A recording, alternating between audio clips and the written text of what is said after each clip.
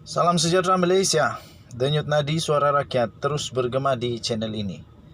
Wow, ingatkan isu LCS sudah selesai. Rupa-rupanya belum selesai lagi. Kali ini tuan-tuan dan puan-puan, skandal LCS dibongkar pula oleh seorang lagi orang yang amat penting di Lumut. Okey. Dipetik daripada Malaysia Kini, dia kata skandal LCS beri kesan meluas di Lumut. Yang ini orang-orang berkenaan kena jawab ni. Syamuddin Hussein, Zahid Hamidi, Najib Razak, semua kena jawab perkara ini.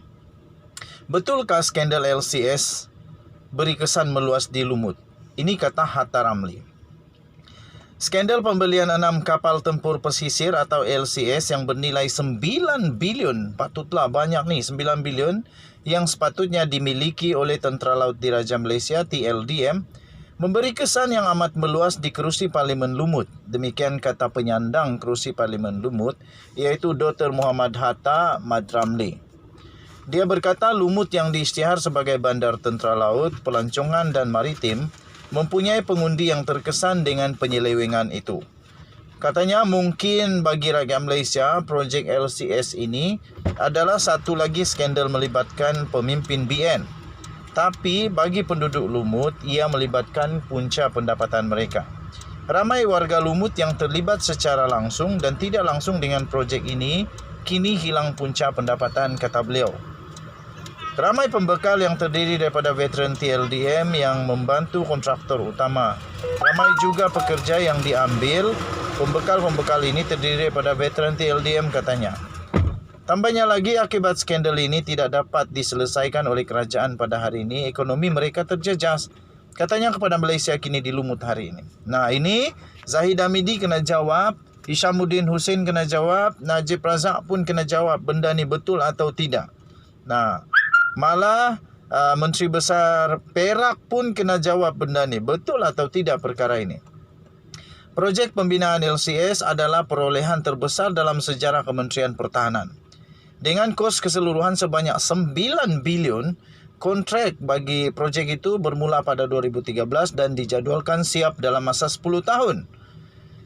Sepatutnya kalau begitu tuan-tuan dan puan-puan, 2023 sepatutnya semua kapal sudah ada. Tetapi sampai sekarang 2022 masuk 2023 sudah 9 tahun, sebiji kapal pun belum siap. PAC dalam laporannya pada Ogos lalu mendedahkan bahawa kerajaan sudah pun membayar sebanyak lebih daripada 6 bilion untuk projek 5 kapal LCS kepada sebuah syarikat yang dilaksanakan secara rundingan terus. Namun tidak ada kapal yang diterima sehingga pada setakat ini.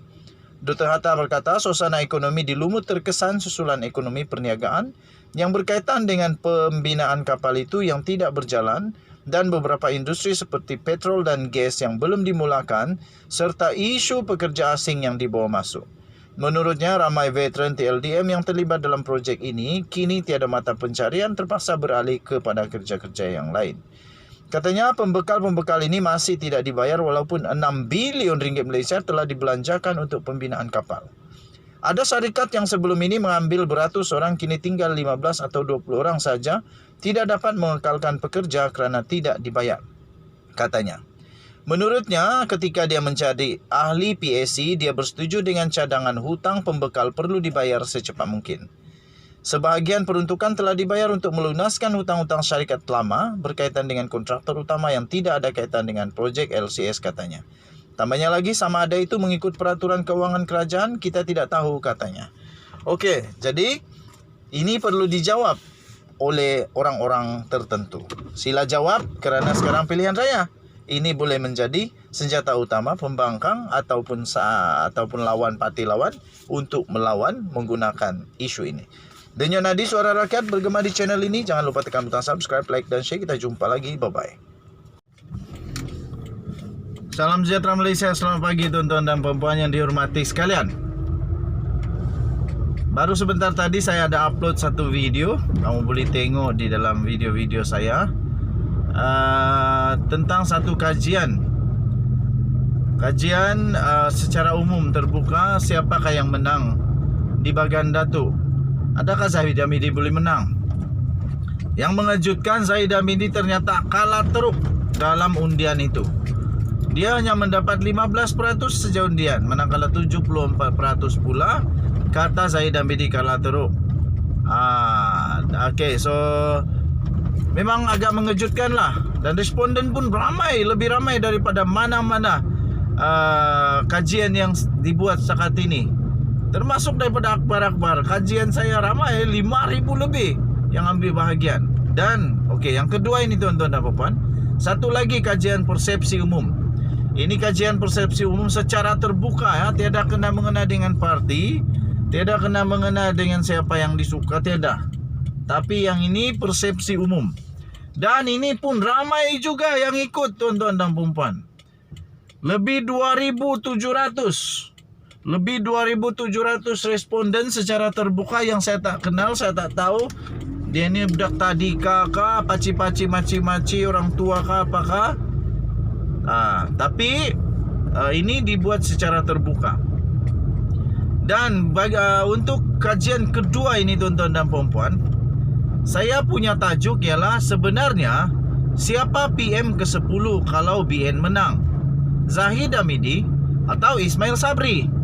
Itu adalah satu kajian persepsi umum. Apa pendapat mereka dengan keadaan yang sedang melanda BN UMNO sekarang ini? Keadaannya ialah Zahid Hamidi Presiden dan pengerusi, Presiden UMNO dan pengerusi BN. Manakala Ismail Sabri Yaakob pula adalah Perdana Menteri Malaysia dan hanya naib Presiden UMNO. Jadi kita mau tengok persepsi umum. Apa penerimaan umum? Adakah mereka dapat menerima Ismail Sabri dicadangkan atau diumumkan sebagai Perdana Menteri seterusnya dan kekal menjadi Perdana Menteri, ataupun persepsi umum mengatakan bahawa itu tidak akan terjadi, ataupun persepsi umum akan berkata bahawa sebenarnya yang akan jadi Perdana Menteri bukan Ismail Sabri Yaakob tapi Zahid Hamidi.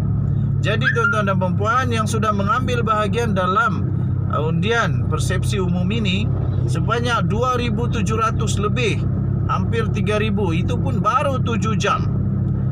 Baru 7 jam kajian ini dilaksanakan. Dan keputusannya memang agak-agak mengejutkan. Ada 5 pilihan yang saya berikan.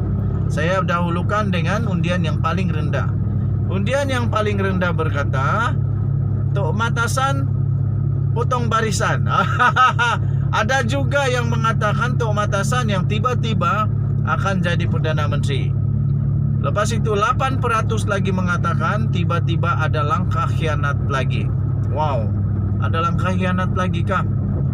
Akan ada langkah Sheraton lagi kah? Langkah Kajang kah? Langkah Bendul kah? Langkah lompat tai kambing kah? Yalah, tahan dapat pijak tai kambing pula, mestilah lompat. Mestilah langkah, atau langkah 1,000 kah? Kita tak pasti. Tapi ada orang kata 8% mengatakan tiba-tiba ada langkah khianat lagi. Dan ini yang mengejutkan tuan-tuan dan puan-puan. Hanya 11% memberikan pendapat. Hanya 11% sahaja tahu. 11% persepsi umum mengatakan Ismail Sabri akan jadi Perdana Menteri. Makna kata secara ringkas, Ismail Sabri Yaakob menurut undian ini, menurut persepsi umum dalam kajian ini, Ismail Sabri tidak akan jadi Perdana Menteri selepas BN UMNO menang. 35% mengatakan bukan Zahid Hamidi dan bukan Ismail Sabri yang akan jadi Perdana Menteri kalau BN UMNO menang. Dan yang mengejutkan, majority 38%. Majority tuan-tuan dan puan-puan, 38% majority menang mengatakan Zahid Hamidi lah yang jadi Perdana Menteri nanti. Jadi sekali lagi tuan-tuan dan puan-puan, ini kajian secara terbuka. Ada lebih kurang 3,000 responden yang ikut serta. Jadi mereka membagikan persepsi umum secara bebas. Tidak ada apa-apa pun pengaruh dalam undian mereka ini. Tidak ada pengaruh. Saya tidak bagi dorang duit, saya tidak pujuk dorang, tiada. Tapi mereka berkata sebenarnya yang akan jadi Perdana Menteri kalau BN UMNO menang bukanlah Ismail Sabri Yaakob tapi Zahid Hamidi. Wow, ini memang mengejutkan. Saya sudah sampai di destinasi. Dan tadi Suara Rakyat bergema di channel ini. Saya casting dulu, bye-bye. Bye-bye. Saya memancing dulu, kasih tenang dulu pikiran. Zahid Hamidi tidak pernah bagi saya duit. Ismail Sabri pun tidak pernah bagi saya duit. Kita jumpa lagi, bye-bye.